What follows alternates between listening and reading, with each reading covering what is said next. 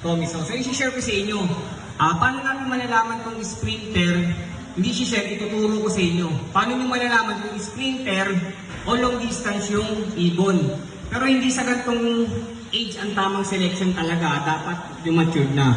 So sample lang para at least nakikita nyo, no? So Sir Jason, gusto namin matutunan. Pag pumunta kami sa isang lock, paano namin malalaman kung long distance ba yung ibon na hihipuin namin? So number one, ano titingnan natin? Di ba ito yung sipit-sipitan? Yung sipit-sipitan.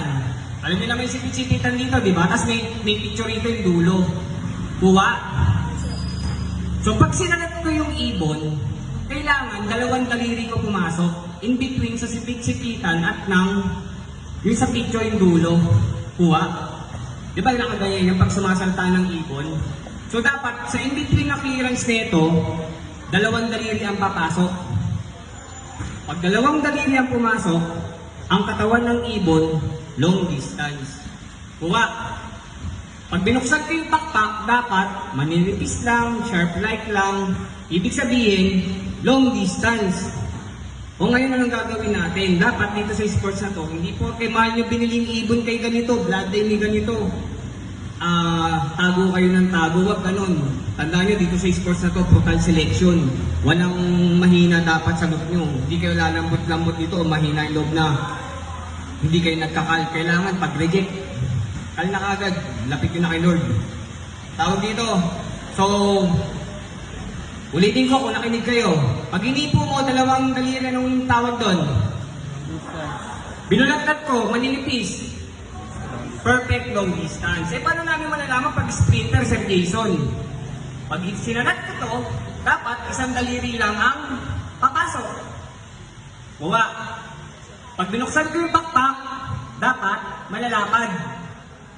Buwa. Perfect as sprinter. So yung mga sprinter na yan, during karera naman, huwag yun ang pagpilitan pa sa malayo. Pag nawala sila 200 to 300 kilometers, tanggapin nyo, huwag namang hinayang. Kasi nga mga sprinter lang sila eh. So dapat during breeding, may nakadesign kayong pang sprinter, meron kayong nakadesign pang long distance. Para during race, o sige, maganda yung papan race ni Sir, motor, Aerox, NMAX. Diyan mo aasahan yung mga sprinter mo. At pag nawala yung mga yan, pagdating ng derby race, okay lang. May mga nakabang akong pang long distance na hanggang dulo aasahan ko. So kuha, o ngayon selection tayo. Nakuha niyo yung sprinter at long distance. Kuha po, klaro, ulitin natin. Kuha ngayon sinalat ko, dalawa yung pumasok, ano yun? Long distance. Binuksan ko yung backpack, malalapad, ano yun? Anong gagawin nyo? Patayin nyo yun. Kaya yun. Ibig sabihin, hindi balanse yung ibon. Oo, pag pinatindig mo, maganda bloodline, maganda presyo, kaso hindi nga balanse yung ibon eh. Diba? So pagka ganun, sa selection, kalpo yun, ibig sabihin hindi balanse yung anatomical position ng ibon. O vice versa, binuksan ko yung pakpak, aninipis, ano yun? Ano? Long. Pumasok isang daliri, ano yun? Ano gagawin nyo? Kanyo, bakit? Reject yun eh. Kuha po. Diba? Pag dito sa sports na po, kailangan balance perfect. Huwag kayo naniniwala sa mga marketing strategy lang yun, yung mga eye-sign. Nire-respeto ko sila, oo. Pero ano ba tinitingnan nila sa mata? Tick eye, ganun.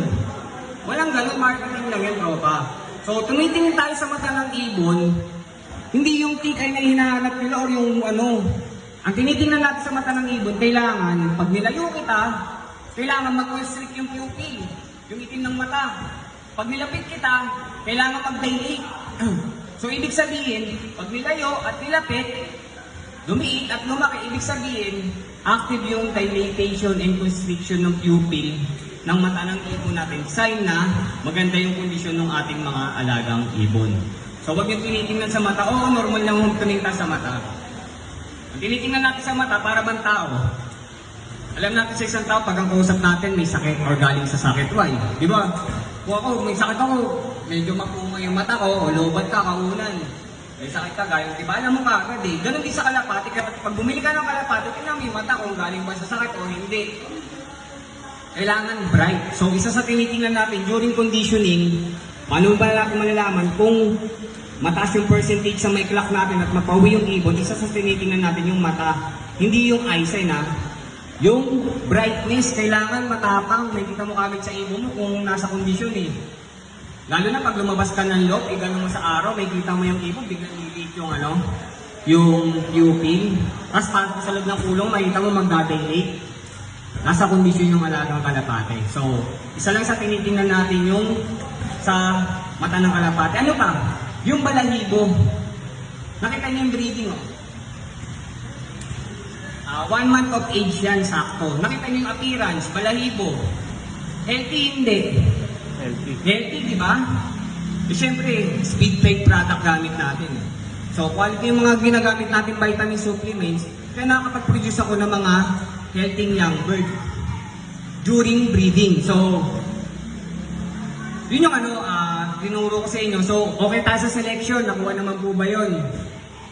So, nandiyan yung Facebook. Ang dami nagpo-post. Ang gaganda. Ang popogi sa picture. Huwag kayong bibili ng nasa picture lang. Hipuin nyo yung ibon. Walang problemang mag-look visit eh. Personally, bakit hindi natin dinadampot yung pera eh?